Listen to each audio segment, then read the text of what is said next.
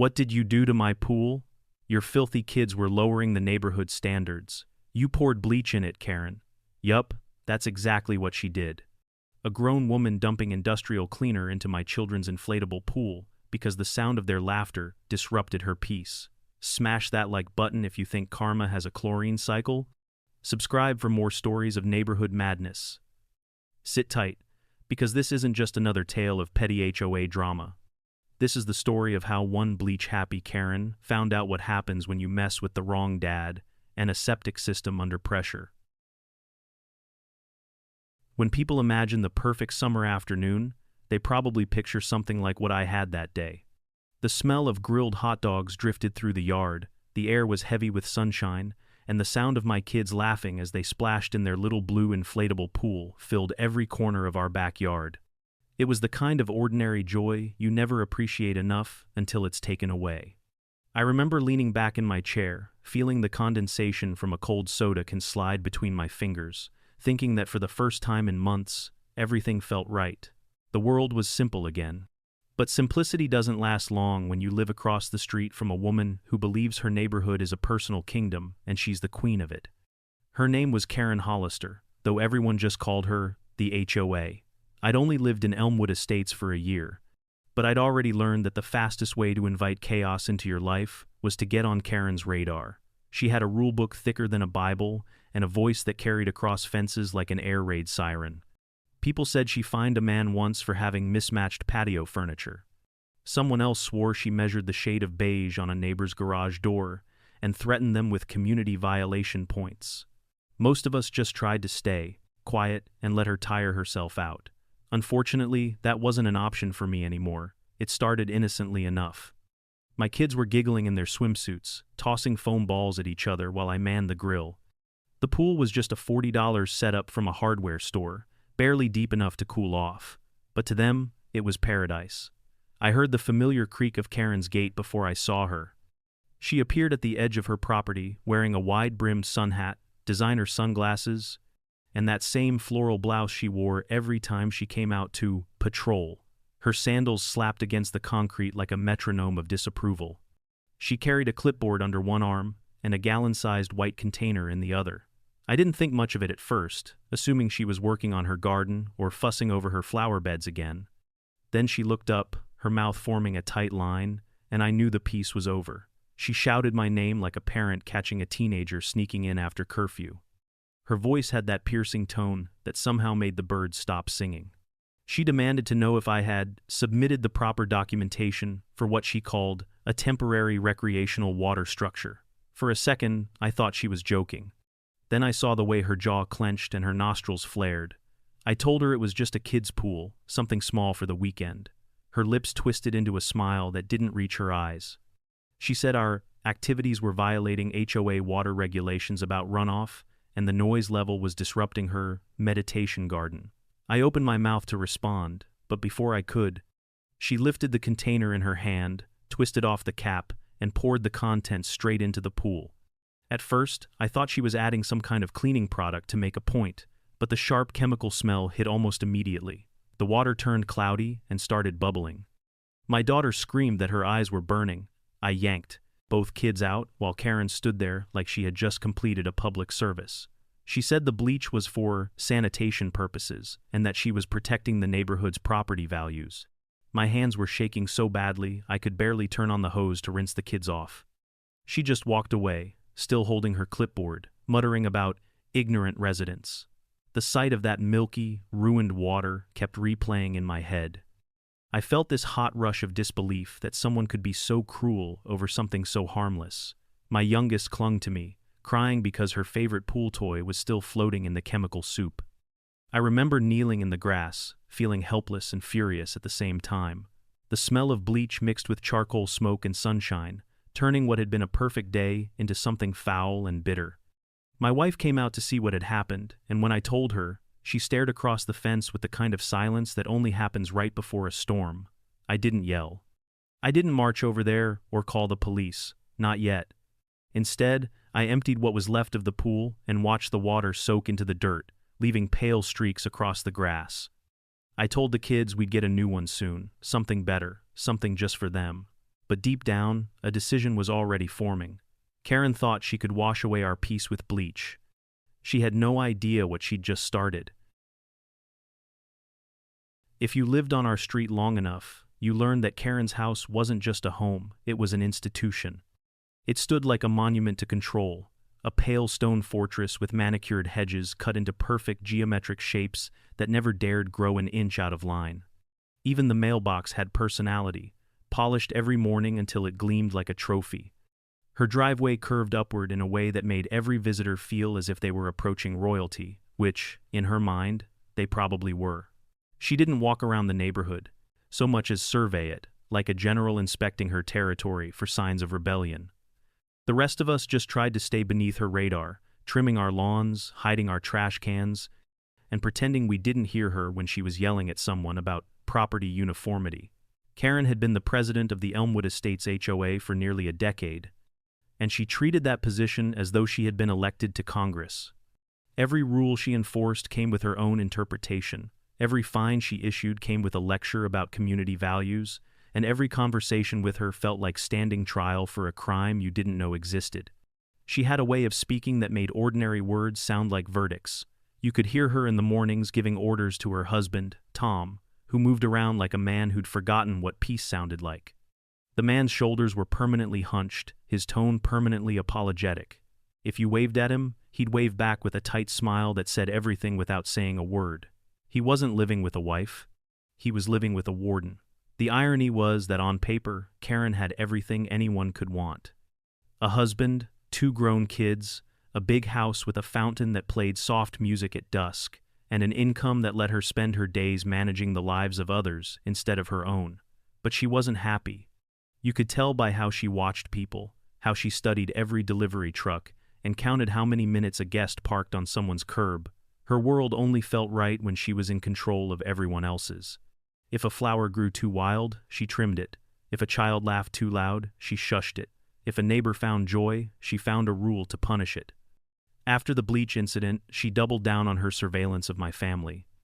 Every time I looked out the window, I saw her standing in her yard, pretending to prune the same bush she had already mutilated into a square. Her phone tilted just enough for me to know she was taking pictures. My mailbox started filling up with HOA warnings, printed on glossy paper that looked almost professional. The letterhead had her name at the top in bold cursive, as though she was branding her authority. The first one accused us of non-compliant outdoor decor because of a garden gnome my daughter had placed near the porch. The second one cited improper water waste management, which was rich, considering she was the one who dumped bleach into the soil. My wife tried reasoning with her once, approaching her calmly at the end of the driveway. I watched from the window as Karen smiled in that tight, predatory way she did, nodding while clearly not listening. My wife came back pale and furious. Karen had implied that our children's energetic tendencies didn't fit the neighborhood's restorative atmosphere. Translation: our kids were too loud, too alive, too real for her sterile world. I started keeping a log of her behavior, writing down dates and details in case it ever escalated into something bigger. But what I didn't realize was that for Karen, escalation wasn't a possibility. It was inevitable. Around that time, she began holding what she called neighborhood wellness meetings on her front porch every Thursday evening. A few of the neighbors went, mostly out of fear or curiosity, and when they came back, their faces looked conflicted. She'd apparently framed our family as a problem to be solved. Words like disturbance, non-compliance, and sanitation concerns were being whispered over appetizers. One man later told me she had shown photos of our backyard, zoomed in on the area where the kids' pool used to be, and claimed we had created a potential mosquito hazard. The pool had been gone for weeks, but in Karen's world, truth was optional. Her house became the headquarters of a quiet little army of rule followers, people who found comfort in her certainty. She handed out flyers about community integrity and convinced them that anyone who didn't agree with her vision was a threat to property values. She used fear like a tool, sharpening it with every rumor she spread. I could feel the shift in how people looked at me when I drove by. Conversations stopped when I walked into the local market. Someone even called the county to complain that my fence was 2 inches taller than allowed, though I'd built it exactly to code. What disturbed me most wasn't the harassment itself, but the calmness with which Karen delivered it. She never yelled after that day at the pool. She didn't have to. She smiled now. She waved. She spoke in that polite, neighborly tone that made you feel crazy for being angry. That was her real power. She didn't just make your life miserable. She made you question whether you were the problem. But standing at my window that evening, watching her aim her camera at my yard, I knew one thing for certain. I wasn't crazy, and I wasn't going to let her bleach away my family's peace without a fight.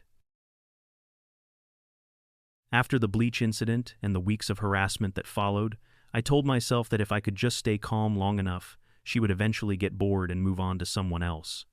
It was a comforting lie, one that let me sleep at night even as my stomach twisted with anger every time I saw her silhouette through the blinds. My wife tried to believe it too. We focused on the kids, on keeping their routines normal, pretending that Karen's crusade against us was just another passing storm. But it didn't pass. It lingered like a bad smell, creeping into everything. The notes in the mailbox grew nastier, the complaints more frequent. And then, one morning, a fine arrived in the mail, printed on embossed paper, that looked so official it almost fooled me. According to the document, our family owed $300 for unauthorized water use and non-compliance with HOA environmental comment standards. My wife laughed when she saw it, but the sound came out strained. We both knew this wasn't about money, it was about power. I started noticing little changes around our property that made me uneasy. The trash cans that used to be neatly lined against the curb were suddenly turned over or dragged several feet away. The flower beds my wife had spent weeks planting were trampled overnight, the petals ground into the dirt like confetti after a parade. One morning, my truck had a long, deliberate scratch across the driver's side door. The first time I saw it, I thought maybe it had happened in a parking lot. But the next day, it happened again. That was when I realized someone was targeting us. I didn't have proof, but I didn't need a camera to guess who was behind it. Karen's husband, Tom, was the only reason I knew I wasn't completely alone in this. Every now and then, I'd catch him looking over at me from their driveway with a kind of quiet apology in his eyes. He'd raise a hand in a half-hearted wave, and I'd nod back. The man looked exhausted. He was always doing yard work that didn't need doing, like trimming hedges that were already perfect, or sweeping an already spotless walkway. I suspected it wasn't about cleanliness, it was about survival. Every time I saw him, I thought about what it must be like to live with someone like her all day, to never get a break from that voice or that gaze. Sometimes I wondered if he'd been fighting his own battles long before I ever showed up. One afternoon, he approached me while I was washing the car. He waited until Karen's car had disappeared down the street before speaking. His voice was low, almost trembling. He told me that she had a history of doing this, that I wasn't the first person she'd fixated on. A family, a few houses over, had moved away after 6 months because she'd made their lives unbearable with constant fines and accusations. He said she kept files on everyone in Beezer, the neighborhood, neatly labeled folders full of pictures, printouts, and notes about supposed rule violations. It sounded insane, but the way he said it made me believe every word. Before I could ask more, he spotted her car turning onto the street and quickly muttered, "I'd keep your distance. She doesn't forget." Then he hurried back to his house. That night, I sat on the back porch with a beer, staring at the patch of lawn where the kids' pool used to be. The grass still looked bleached in spots, pale and brittle, like it hadn't recovered either. I felt this growing pressure in my chest, a kind of helpless rage that I didn't know how to release. I wasn't a man who liked conflict. I fixed things for a living, made order out of messes. But you can't reason with someone who believes they are the law. You can't fix crazy, you can only contain it. When the next notice arrived, a threat to report us for creating a hazardous environment because the hose had been left uncoiled on the driveway, I didn't even get angry. I just laughed. It was the kind of quiet, dangerous laughter that bubbles up when you've been pushed too far. I realized in that moment that she wasn't going to stop. There was no apology, no compromise, no rational explanation that would make her see us as anything other than the enemy. I understood something else too. She thrived on control, on seeing other people bend. If I refused to bend, she'd eventually snap. And that, I thought, might be the only way to end it. Over dinner, my wife asked what I was thinking. I told her nothing, but that wasn't true. I was thinking about her house, about the immaculate lawn she spent hours watering every morning, about the brand new irrigation system she'd bragged about installing. I was thinking about how her world depended on everything working perfectly. I was thinking that sometimes the only way to restore balance is to let chaos in through the pipes. I waited. For nearly 2 weeks, I let Karen think she had won. I smiled politely when she waved, nodded during her passive-aggressive comments about maintaining proper sanitation standards, and paid the ridiculous fines she kept printing out on her home computer. I pretended to be the picture of compliance, the beaten neighbor who had accepted defeat. Every moment of civility was a thread in the trap I was weaving. The more she believed I had given up, the less she paid attention to the details, and it was in those details that I would find my revenge. My job as a contractor came with certain advantages. I understood how the infrastructure of a neighborhood worked, where things connected, and how everything that made daily life convenient could, if tampered with, turn into chaos. The thing about Karen's house was that it was too perfect. Everything automated, everything monitored, everything dependent on systems that ran just beneath the surface. She'd mentioned during one of her self-congratulatory HOA speeches that her home was eco-efficient, complete with a recycled water irrigation system that tied directly into the neighborhood's drainage network. At the time, I had tuned her out, more focused on staying awake than on the details of her latest expense. But now, those details mattered. Late one night, when the street was quiet and the only sound was the hum of crickets, I slipped on my work gloves and walked down to the access point behind my property. The air smelled like rain and earth. I crouched by the metal cover where the drainage lines converged, the same spot where the maintenance crew connected pressure hoses every spring. From there, it wasn't hard to trace the piping that fed into Karen's system. I'd seen the blueprints for this development years ago when I worked on another property down the road. The houses were all connected through a web of underground pipes meant to redistribute rainwater runoff and septic flow. It was a clever idea in theory, but one misaligned valve could change the direction of that flow entirely. It wasn't a plan born of sudden rage. It came from the slow burn of months of humiliation, the kind of steady pressure that transforms anger into calculation. I didn't want to destroy her home. I just wanted her to understand that her actions had consequences, that you can't poison someone's peace without tasting bitterness yourself. So, I made a small adjustment. A turn of a wrench, a slight redirection of the system's pressure valve. Nothing permanent, nothing illegal. Just enough to send the next heavy rainfall to the lowest possible outlet in the system. And since her irrigation setup was the newest, the most dependent on the network's balance, it would be the first to overflow. The next afternoon, dark clouds began to gather. The sky rumbled like it was holding a grudge, and the air thickened with the scent of an approaching storm. Karen, of course, was outside adjusting her flower pots and securing her patio furniture, oblivious to the fact that her pristine lawn sat on top of a very fragile system. When the rain finally came, it came hard. Sheets of water poured down the roofs, rushing through gutters and drains until the streets gleamed like mirrors. From my window, I watched as the first puddles formed around her marble fountain. The water didn't drain like it should have. It bubbled up, dark and sluggish. Within minutes, the lawn was flooding. Then the smell hit. At first, she probably thought it was fertilizer runoff. But as the water darkened and the odor grew stronger, the reality dawned on her. Her irrigation system had become a sewer line. I saw her run outside, waving her arms and shouting for Tom to shut off the power to the pumps. The water kept rising, brown and thick, creeping up her garden path and soaking into the base of her immaculate hedges. She tried to grab a shovel, yelling instructions that made no sense, but every movement seemed to make things worse. The fountain erupted in a spray of foul sludge that splattered her white patio furniture. She screamed, a sound so shrill it pierced through the rain. I didn't feel joy at first, only a quiet disbelief that it had actually worked. But when I saw her standing there in her once pristine yard, drenched in the mess she had created, something inside me shifted. The anger I had been carrying for months finally began to dissolve. I imagined her trying to call the HOA for help, only to realize there was no one left to control, no one who cared. Her marble walkway turned slick, the smell spreading down the street like a warning. By the time the storm passed, her front lawn looked like a swamp. That night, the entire neighborhood buzzed with gossip. Some said a pipe had burst, others thought it was a city malfunction. No one suspected me, not even for a second. The official story was that Karen's fancy new system had backfired, flooding her property with contaminated runoff. She filed a complaint with the county, But when they sent inspectors, they found her set up out of code, her water lines illegally modified to draw from the shared network. Her insurance refused to cover the damages. For once, Karen couldn't find her way out of a mess. She had poisoned the neighborhood long enough, and now it was her turn to live with the stink. As I watched her porch lights flicker out that evening, I didn't smile or gloat. I just sat quietly on my own lawn, listening to the frogs croak in the puddles, feeling the air finally still.